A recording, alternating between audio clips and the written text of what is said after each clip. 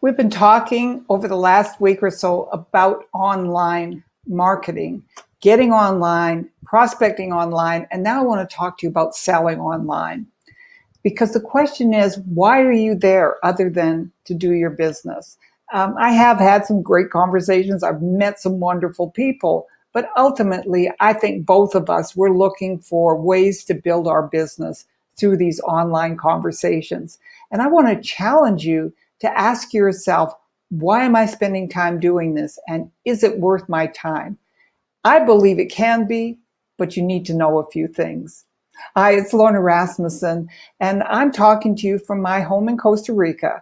What I want to share with you today is an observation I've made, and that is that a lot of conversations I'm having with people, I get the sense they have no idea where the conversation is going. They are not in control of the conversation.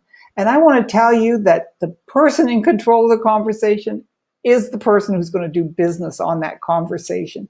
So if you're at the point where you're actually doing a sales presentation, you have to have a goal for where that conversation is going. And you have to be ready for it to go in whatever direction it does go in. If you have an impulse sale, you need to be ready to sell. If you have a sale that requires that person get more information, you have to be ready to do that. So you're preparing in advance to really address the issues and the challenges that that person's going to bring to the table as a result of the conversation you're having. The other thing that I want you to think about is the fact that people don't buy in the order that you present. Some people are going to be ready to buy really early in the presentation. In fact, you may not finish your presentation and they're giving you what we call buying signals. So what are the buying signals for your business and for your product or service? And I ask you to do that in the social media tips that I'm giving you, to really think about those. And then the other thing I want you to think about, because it's just as serious, is when you get to the end of the presentation, they haven't given you any buying signals. What are your closing questions? What are you going to ask them to take the next step in order for them to take the next step? Those closing questions are critical, and I actually break them into 3 closing questions. So make sure, again, you take a look at those social media posts and the how-tos and the tips that I'm giving you. And please join us in May for our May mentoring moments.